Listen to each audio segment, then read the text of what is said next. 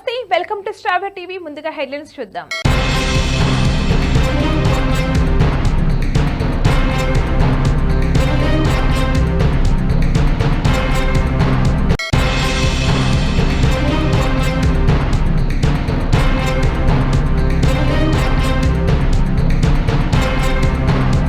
పులివెందుల సీఐగా విధులు నిర్వహిస్తున్న జీవన్ గంగానాథ్ అర్బన్ జిల్లాకు బదిలీ చేస్తూ కడప జిల్లా ఇన్ఛార్జ్ ఎస్పీ విద్యాసాగర్ నాయుడు ఆదేశాలు జారీ చేశారు. అన్నమయ్య జిల్లా రాజంపేట ఎర్రచందనం స్క్వాడ్ గా పనిచేస్తున్న టి నరసింహులు ఉన్నతాధికారుల ఆదేశాల మేరకు పులివెందుల సీఐగా బుధవారం బాధ్యతలు చేపట్టారు. అనంతరం ఆయన మాట్లాడుతూ ఎవరైనా అసాంఘిక కార్యకలాపాలకు పాల్పడితే చట్టపరమైన చర్యలు తీసుకుంటామన్నారు.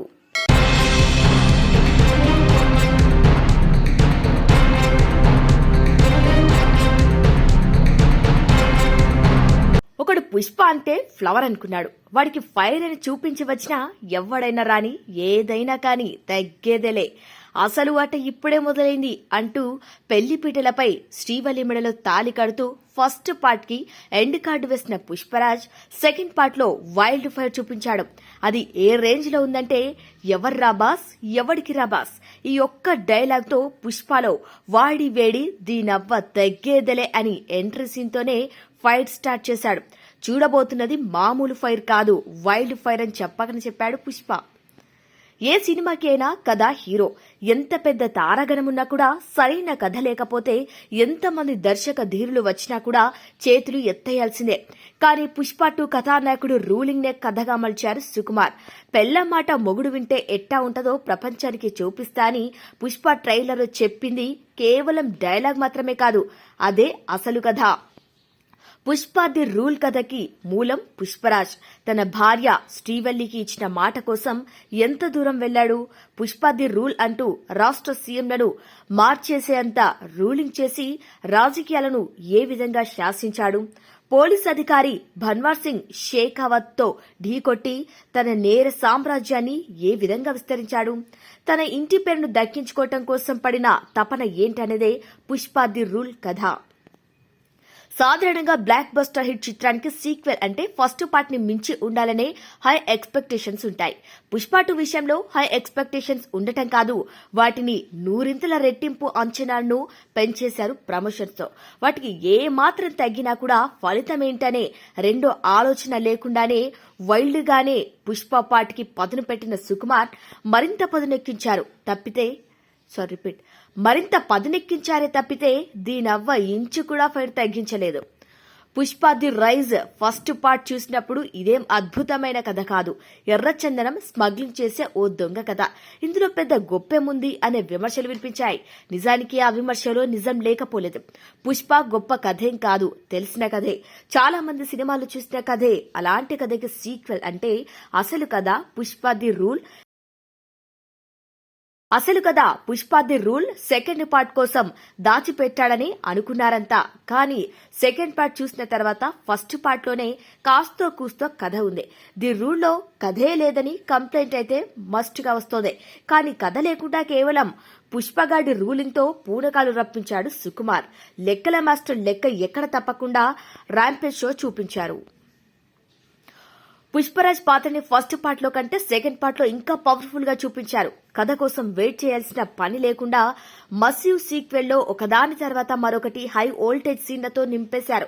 ఒక్కసారి వెనక్కి వెళ్లి అసలు కథ ఏమవుతుంది అన్న ఆలోచన లేకుండా పుష్పలో వైల్డ్ ఫైర్ ని ఓన్ చేసుకునేలా తీశాడు సుకుమార్. కేవలం యాక్షన్ అండ్ మాస్ ఎలిమెంట్స్ తోనే కాకుండా ఫ్యామిలీ ఎమోషన్స్ ని క్యారీ చేస్తూ ఎంత పెద్ద మొగుడైనా పెళ్ల మాట వినాలని ఎలా చెప్తే జనానికి ఎక్కుతుందో అలా చూపించారు. ఎర్రచందన నేపథ్యంలో ఓ పెద్ద ప్రపంచాన్ని సృష్టించాడు సుకుమార్. పోలీసుల కళ్లు కప్పి ఎర్రచందనాన్ని విదేశాలకు తరలించే సీన్లు, కొత్త రకం స్మగ్లింగ్లు, ఎత్తులకు పై ఎత్తులు, ఇవన్నీ లెక్కల మాస్టర్ బుర్రకి ఎంత గట్టిగానే పదును పెట్టాలనే దానికి అద్దం పట్టే సీన్లు. ఫస్ట్ హాఫ్ ని చాలా వరకు సుకుమార్ దర్శకత్వ ప్రతిభతో నడిపిస్తే సెకండ్ హాఫ్ పుష్పరాజ్ నట విశ్వరూపాన్ని చూపించాడు. ఈ సినిమా కాస్త అటు ఇటు అయితే పరిస్థితి ఏంటో అల్లు అర్జున్ కి బాగా తెలుసు. ఒక నటుడు ప్రాణాలు పెట్టి నటించడమే చూశాం, కానీ అల్లు అర్జున్ ఈ సినిమాతో ప్రాణాలకు తెగించి నటించాడని అనిపిస్తుంది. తెగించినోడికి తెడ్డేలింగం అన్నట్టు నట విశ్వరూపం చూపించాడు. పుష్ప 2 ముందు వరకు అల్లు అర్జున్ నటన ఓ లెక్క, పుష్ప 2 తర్వాత మరో లెక్క అన్నట్టుగా నిజంగానే వైల్డ్ ఫైర్ చూపించాడు. యాక్షన్ రొమాన్స్ కామెడీ సెంటిమెంట్ అన్ని కోణాల్లోనూ పుష్పరాజ్లో పర్ఫెక్ట్ నటుని చూడొచ్చు. ఆ జాతర ఎపిసోడ్లో అయితే అల్లు అర్జున్ నటన చూస్తే భయం కలుగుతుంది. నిజంగానే అమ్మవారు పూనిందా అన్నట్టుగా భయపెట్టేవాడు. గంగమ్మ జాతరలో నిప్పుల గుండం తొక్కే సీన్ గూస్ బంప్స్ అయితే అలాంటి సీన్లు 5 నిమిషాలకొకటి అన్నట్టుగా పుష్పరాజ్ సాలిడ్ స్క్రీన్ ప్రజెన్స్ చూపించాడు.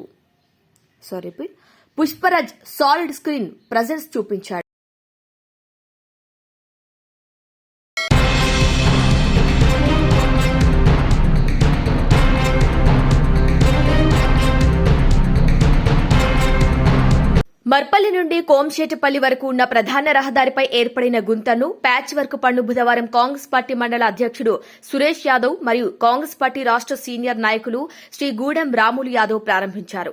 రోడ్ ప్యాచ్ పనులు వేగంగా జరుగుతున్నాయని తెలిపారు. వికారాబాద్ నియోజకవర్గ ఎమ్మెల్యే శాసన సభాపతి గౌరవ శ్రీ గడ్డం ప్రసాద్ కుమార్ ఆదేశాలతో పనులు జరుగుతున్నాయన్నారు.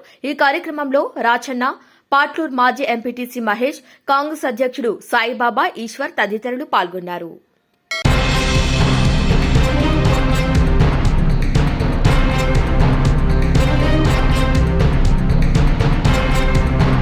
తెలంగాణ భవన్ ఇన్ఛార్జ్ మాజీ ఎమ్మెల్సీ శ్రీనివాస్ రెడ్డి గత 23 సంవత్సరాల నుండి తెలంగాణ భవన్ ఇన్ఛార్జిగా మాజీ ఎమ్మెల్సీగా పనిచేసిన త్వరలో అమెరికా వెళ్తున్న సందర్భంగా వారిని కలిసి 23 సంవత్సరాల నుండి బీఆర్ఎస్ పార్టీకి సేవలు అందించిన సందర్భంగా వారి సేవలు గుర్తు చేసుకుంటూ హైదరాబాద్ వారి నివాసంలో మర్యాదపూర్వకంగా కలిసి ధన్యవాదాలు తెలియజేశారు బీఆర్ఎస్ పార్టీ రాష్ట్ర నాయకులు తెరా సాయి కుమార్. ఈ యొక్క కార్యక్రమంలో సదాశివపేట మండల బీఆర్ఎస్ పార్టీ మాజీ అధ్యక్షుడు ఆత్మకూరు ఎంపీటీసీ సత్యనారాయణ, మునిపల్లి మండల టీఆర్ఎస్ మండల నాయకులు, ఆదిలాపూర్ పక్కన ఓ కార్యక్రమం భాగంలో తదితరులు పాల్గొన్నారు.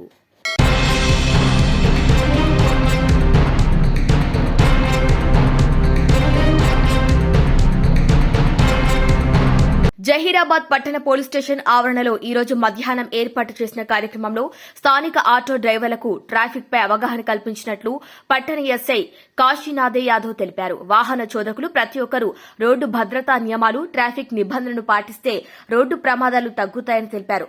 మద్యం సేవించి వాహనాలు నడపరాదని, పరిమిత వేగంతో వాహనాలను నడపాలని సూచించారు.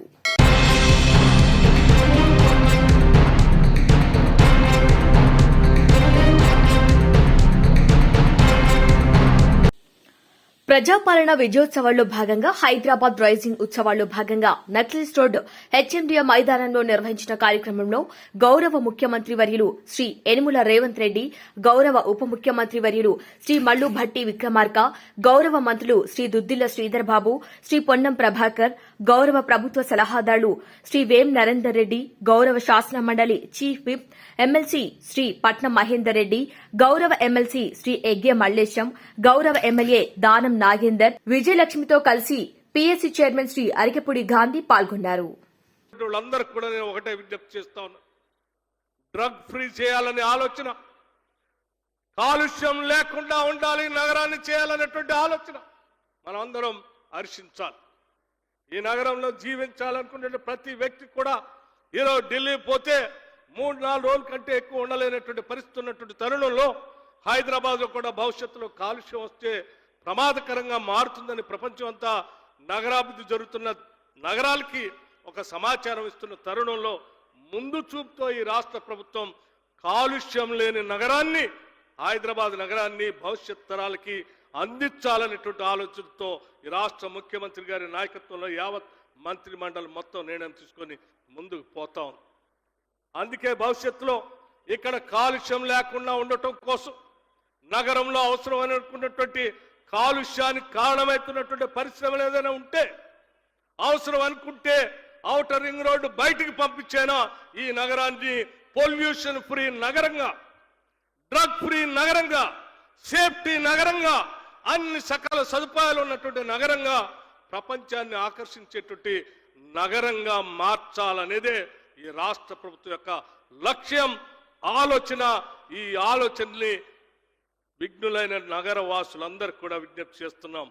దీవించండి, ఆశీర్వదించండి. ఈ ప్రభుత్వం ప్రజల ప్రభుత్వం, మన ప్రభుత్వం, మనం అందరం కలిసి నిర్ణయాలు తీసుకున్నటువంటి ప్రభుత్వం. ఇది దొరల ప్రభుత్వం కాదు, గడిల ప్రభుత్వం కాదు. అత్యంత స్వేచ్ఛాయుతంగా, ప్రజాస్వామ్యతంగా నిర్ణయాలు తీసుకొని ప్రజల సంక్షేమం కోసం, భవిష్యత్తు కోసమే, ఈ నగర భవిష్యత్తు కోసమే పనిచేస్తున్నామని చెప్పి మీ అందరికీ మనవి చేస్తూ, ఇంకా అనేక అభివృద్ధి కార్యక్రమాలు, ఎన్నో కార్యక్రమాలు ఈ నగరం కోసం రూపకల్పన చేశారు. ఆ విషయాలన్నీ కూడా ముఖ్యమంత్రి గారు మీ అందరికీ సవివరంగా వివరిస్తారు. ఈ కొద్ది సమయం ఇచ్చిన మీ అందరికి కూడా మనస్ఫూర్తిగా నేను అభినందనలు, ధన్యవాదాలు తెలియజేస్తూ, ఈ నగర అభివృద్ధిలో, ఈ నగర అభివృద్ధి కార్యకలాపాల్లో మనం జరుపుకున్నటువంటి ఉత్సవాల్లో రేపు 7, 8, 9 తారీఖుల్లో కూడా హైదరాబాద్ నగరంలో 3 రోజులు ఒక పెద్ద కార్నివాల్ కార్యక్రమాన్ని, ఒక పెద్ద ఎత్తున ఉత్సవాలను మనం జరుపుకుంటున్నాం. నగర వాసులందరికీ కూడా విజ్ఞప్తి చేస్తున్నాం. ఈ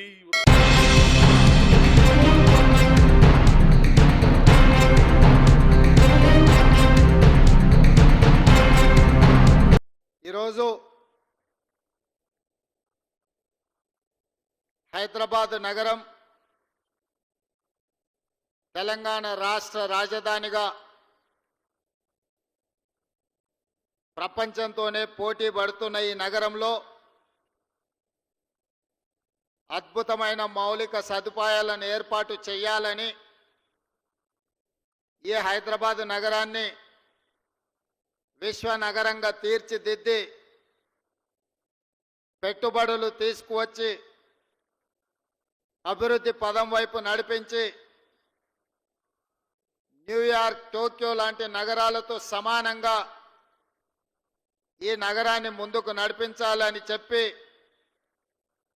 రాష్ట్ర ప్రభుత్వం, ముఖ్యంగా హైదరాబాద్ ఇన్ఛార్జ్ మినిస్టర్ పొన్నం ప్రభాకర్ గారు, రంగారెడ్డి జిల్లా ఇన్ఛార్జ్ మినిస్టర్ మిత్రులు శ్రీధర్ బాబు గారు నగర అభివృద్ధి కార్యక్రమాలలో భాగంగా ఈ కార్యక్రమాన్ని ఏర్పాటు చేసి నాతో పాటు పెద్దలు ఉప ముఖ్యమంత్రి వర్యులు శ్రీ బట్టి విక్రమార్క గారిని, అదేవిధంగా స్థానిక శాసనసభ్యులు దానం నాగేందర్ గారిని, అదేవిధంగా అరికపూడి గాంధీ గారిని, శాసన మండలి సభ్యులను, డిప్యూటీ మేయర్ గారిని, కార్పొరేటర్లను, ప్రభుత్వ ప్రత్యేక సలహాదారులను, అదేవిధంగా జిహెచ్ఎంసి మున్సిపల్ శాఖ ఉన్నత అధికారులను, మాజీ పార్లమెంట్ సభ్యులను, అదేవిధంగా ప్లానింగ్ కమిషన్ సభ్యులను, మాజీ పార్లమెంట్ సభ్యులను, ముఖ్యమైన ప్రజాప్రతినిధులను, హైదరాబాద్ నగర పౌరులందరినీ కూడా ఆహ్వానించి నెక్లెస్ రోడ్డు మీద ఈ అద్భుతమైన కార్యక్రమాన్ని ఏర్పాటు చేసి భవిష్యత్ అభివృద్ధి కార్యక్రమాలను ఈరోజు ప్రారంభించుకోవడం మనందరికీ సంతోషం. ఈ కార్యక్రమంలో పాల్గొన్న నాకు ఈ హైదరాబాదు నగరంలో ఈరోజు ఎస్టీపీలు కావచ్చు, ఫ్లైఓవర్లు కావచ్చు, అండర్ పాస్లు కావచ్చు, అదేవిధంగా నాలాల అభివృద్ధి కావచ్చు, అదేవిధంగా హైదరాబాదు నగరానికి అవసరమైన తాగునీటి కార్యక్రమాలకు సంబంధించి ప్రారంభోత్సవ కార్యక్రమాలను ఏర్పాటు చేసి దాదాపుగా 7,000 కోట్ల రూపాయలతో ఈ హైదరాబాదు నగరాన్ని తీర్చిదిద్దాలని ప్రయత్నం చేస్తున్న సహచర మంత్రివర్గ సభ్యులను, మున్సిపల్ శాఖ అధికారులను మనస్ఫూర్తిగా అభినందిస్తున్నా.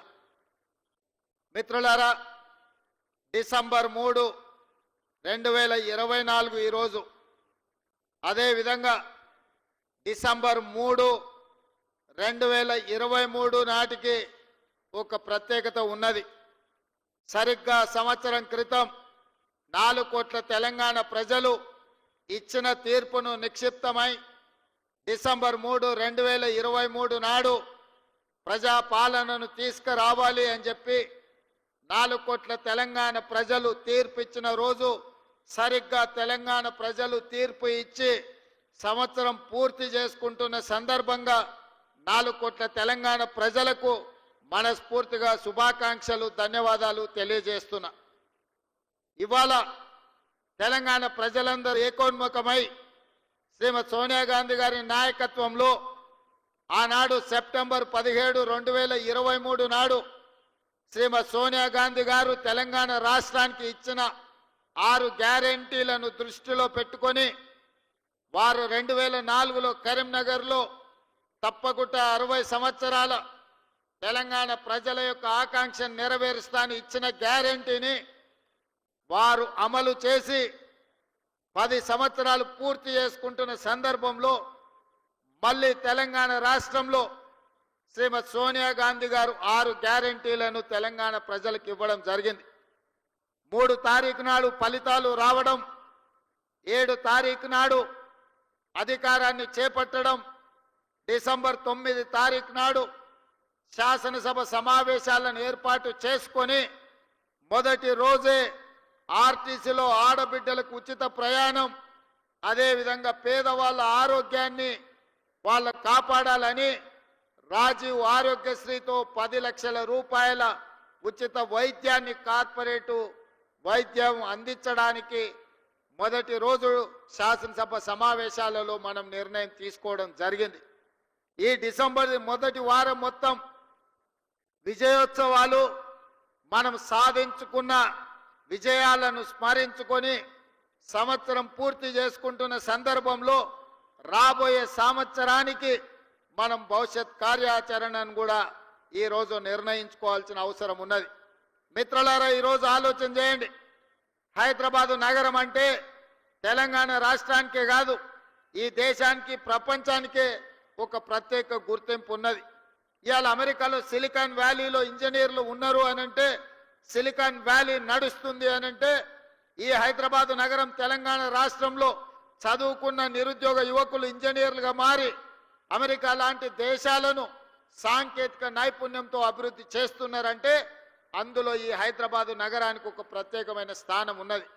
ఇదే కాదు, ఆనాడు శ్రీ రాజీవ్ గాంధీ గారు ఈ దేశం యొక్క భవిష్యత్తు మారాలి అనంటే కంప్యూటర్ యుగం రావాలి, 21వ శతాబ్దంలోకి వేగంగా అభివృద్ధి చెందాలి అంటే ఈ దేశం యువతకు కంప్యూటర్ని పరిచయం చెయ్యాలి అని ఈ దేశానికి కంప్యూటర్ని రాజీవ్ గాంధీ గారు పరిచయం చేసింది.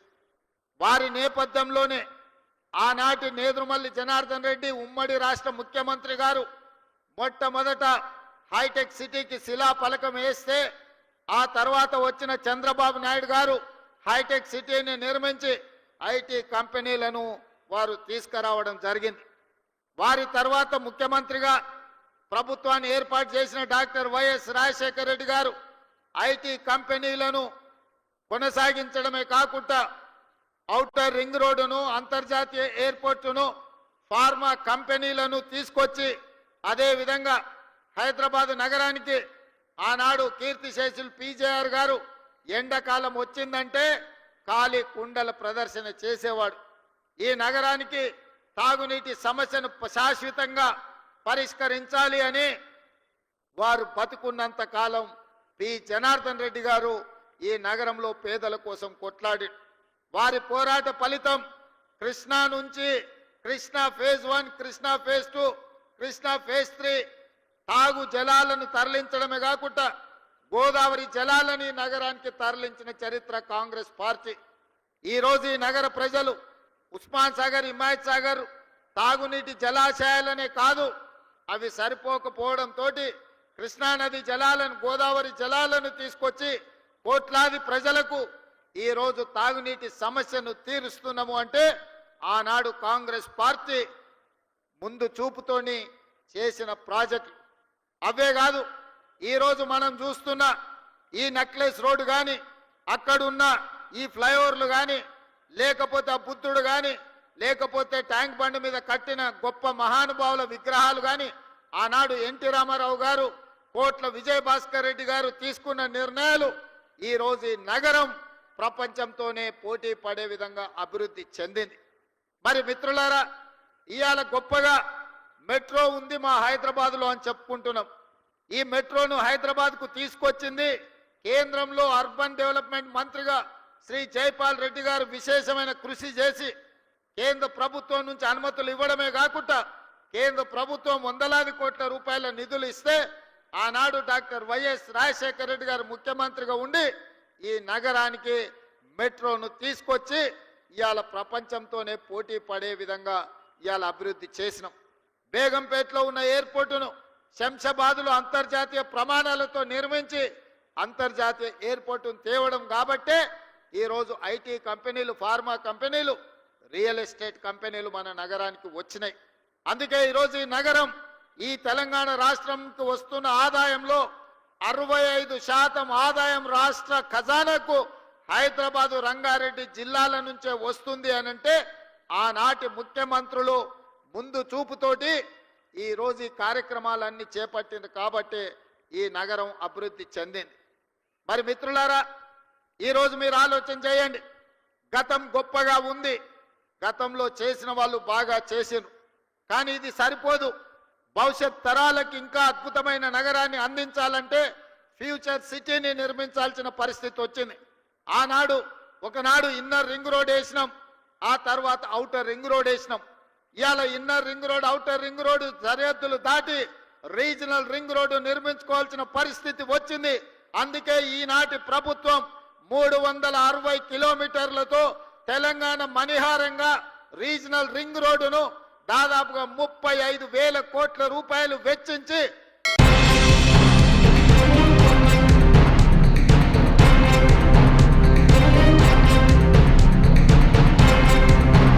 మెదక్ జిల్లా చేగుంట మండలంలో కొత్తగా ఏర్పాటు చేయు మున్సిపాలిటీ పరిధిలోని కర్నంపల్లి గ్రామాన్ని సందర్శించారు మెదక్ జిల్లా కలెక్టర్ రాహుల్ రాజ్. ఈ సందర్భంగా గ్రామస్తులతో మాట్లాడుతూ కొత్తగా ఏర్పాటు చేయబోయే మున్సిపాలిటీ పరిధిలో మీ గ్రామాన్ని కలపడం జరుగుతుందని అన్నారు.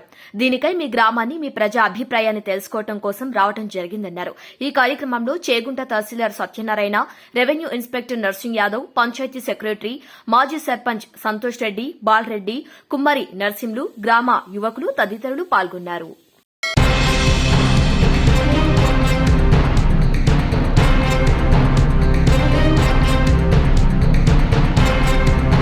జహీరాబాద్ లో నియోజకవర్గంలో కోహీర్ మండలం జిల్లా పరిషత్ ఉన్నత పాఠశాల పీచార్యగాడిలో సైబర్ క్రైమ్ పై అవగాహన కార్యక్రమం పాఠశాల ప్రధానోపాధ్యాయులు సురేష్ అధ్యక్షతన బుధవారం జరిగింది. జహీరాబాద్ సర్కిల్ ఇన్స్పెక్టర్ శివలింగం, కోహీర్ మండలం ఎస్ఐ సతీష్ మరియు ట్రైనీ ఎస్ఐలు పాల్గొన్నారు. సర్కిల్ ఇన్స్పెక్టర్ మాట్లాడుతూ ఉద్యోగాల పేరుతో డబ్బులు కావాలని చెప్పి ఫోన్ చేసి మోసం చేశారని, అలాంటి అపరిచిత ఫోన్లు స్పందించకూడదన్నారు.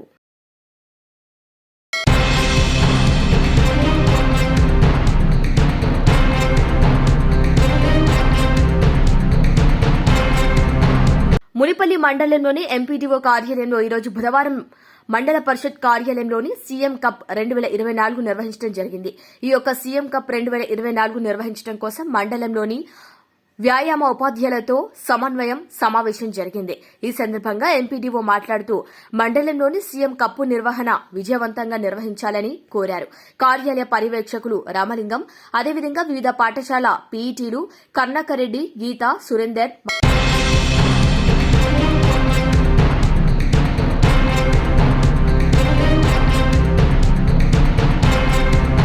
యూత్ కాంగ్రెస్ ఎన్నికల ఫలితాలు విడుదల. చిన్నంబావి మండల అధ్యక్షుడిగా గంగాధరి శ్రీనివాసులు ఎన్నికవడం జరిగింది. 2 నెలల కిందట జరిగిన యూత్ కాంగ్రెస్ ఎన్నికల్లో చిన్నంబావి మండల అధ్యక్షునిగా మన జననేత రాష్ట మంత్రివర్యులు శ్రీ జూపల్లి కృష్ణారావు మరియు యువనేత కొల్లాపూర్ ఆశాకిరణం మన జూపల్లి అరుణ్ బలపరిచిన మిత్రుడు గంగారి శ్రీనివాస్ ఈ రోజు భారీ మెజార్టీతో మండల యూత్ అధ్యక్షుడిగా ఎన్నికైన శుభ సందర్భంగా వారికి నా హృదయపూర్వక శుభాకాంక్షలు తెలుపుతున్నాను. అలాగే అదే ఎన్నికల్లో ఉపాధ్యక్షుడు ఎన్నికైన విభీషణ్ కు నా హృదయపూర్వక శుభాకాంక్షలు తెలుపుతున్నానన్నారు.